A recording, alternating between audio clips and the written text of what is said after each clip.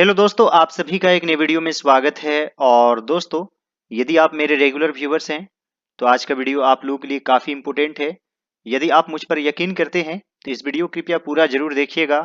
आज आपको बहुत ही इंटरेस्टिंग जानकारी मिलेगी। और दोस्तों, आज का टॉपिक भी काफ़ी इम्पोर्टेंट है, यूज ऑफ प्रीपोजिशंस। यह हमेशा कन्फ्यूजन से भरा हुआ रहता है। तो दोस्तों, आज मैं आप लोगों को कुछ खास जानकारी देने की कोशिश करूंगा। चलिए दोस्तों, कुछ एग्जाम्पल लेते हैं। मान लीजिए दोस्तों, ही died dash cancer.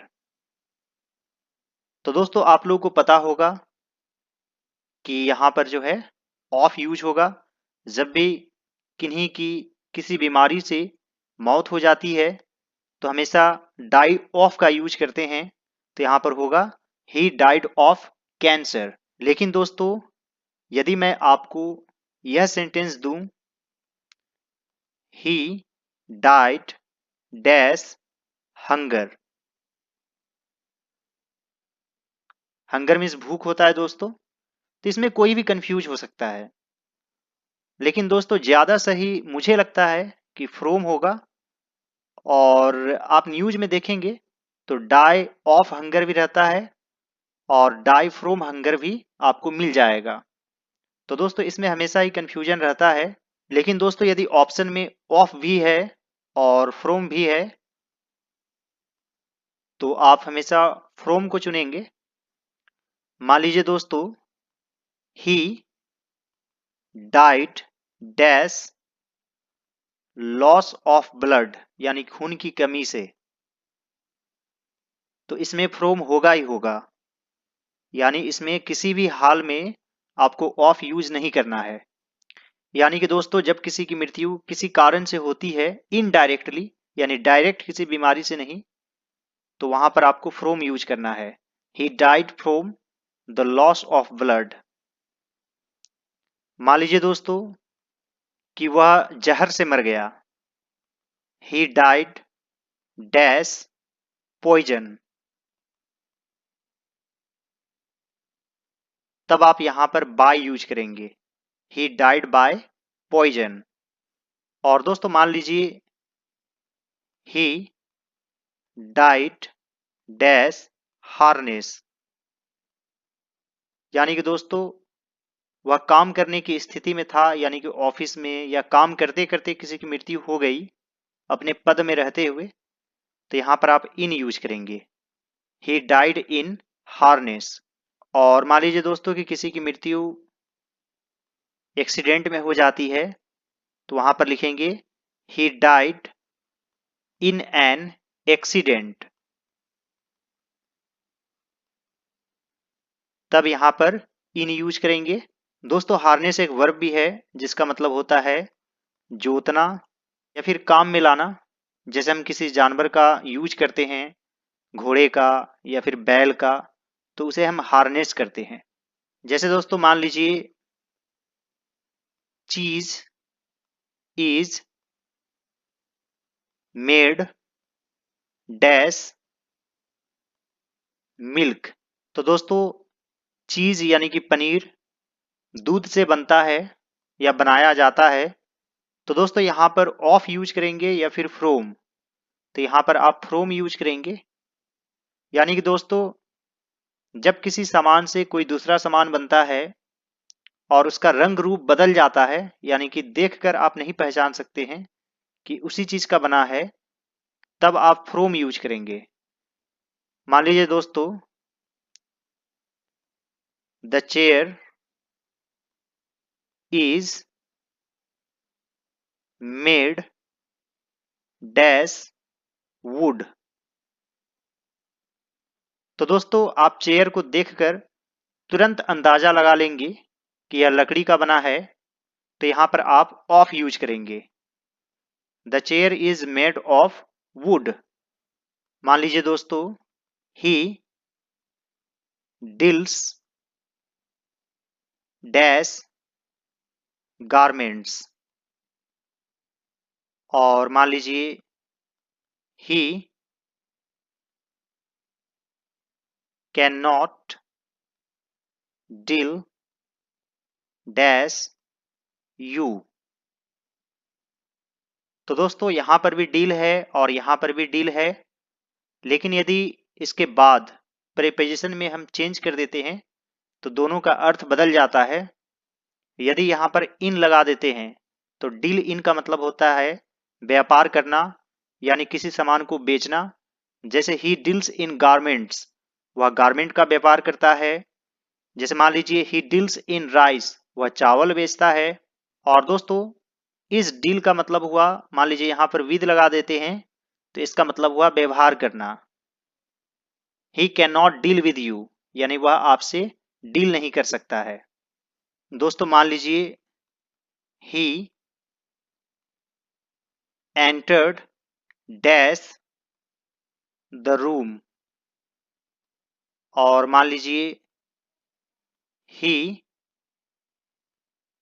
Entered dash a discussion.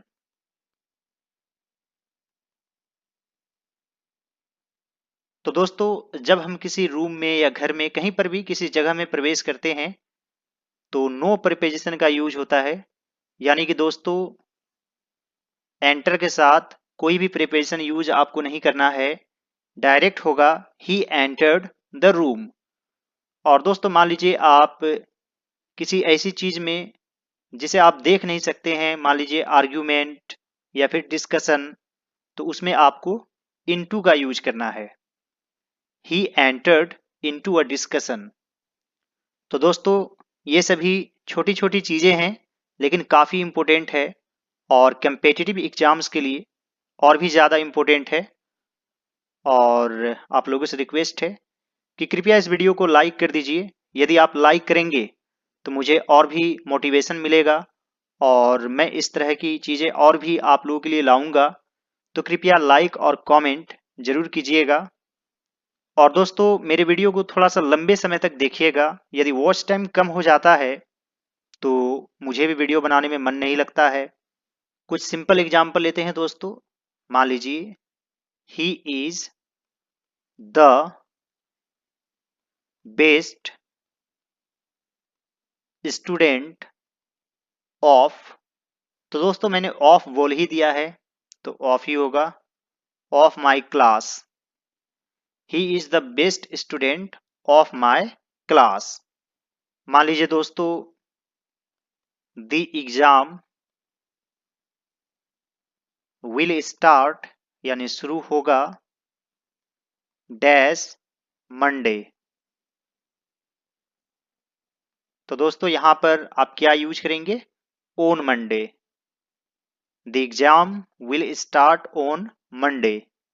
दोस्तों मैं आप लोगों के लिए दो सेंटेंस देता हूं। I can not part dash my parents. और दोस्तों I can not part dash money. और मान लीजिए यहां पर माई है, माई मनी। तो दोस्तों इसमें कौन सा प्रीपोजिशन यूज होगा और इसमें कौन सा प्रीपोजिशन यूज होगा। आई कैन नॉट पार्ट यानी कि अलग होना, तो मैं अपने माता पिता से अलग नहीं हो सकता। I can not part from my parents, यहाँ पर फ्रोम यूज करेंगे। लेकिन दोस्तों जब कोई वस्तु रहेगा, थिंग रहेगा, यानी कि इंसान नहीं रहेगा, तब आपको यहाँ पर विद यूज करना पड़ेगा। I can not part with my money, यानी कि मैं अपने पैसे को बिल्कुल बांट नहीं सकता, उससे अलग नहीं हो सकता। I can not part with my money. दोस्तों इस तरह की जानकारी काफ़ी इम्पोर्टेंट है और मैं अपना पूरा एक्सपीरियंस आप लोगों के साथ शेयर कर रहा हूं। तो कृपया इस वीडियो को लाइक कर दीजिएगा और कुछ न कुछ कमेंट जरूर कर दीजिएगा, ताकि दोस्तों मैं आप लोगों को और भी खास जानकारी दूं। मान लीजिए दोस्तों कि कोई शेर किसी हिरन पर उछल जाता है, जंप करता है, तब आप कौन सा प्रीपोजिशन यूज करेंगे। मान लीजिए the lion jumped dash the deer. तो यहां पर आप अपॉन यूज करेंगे।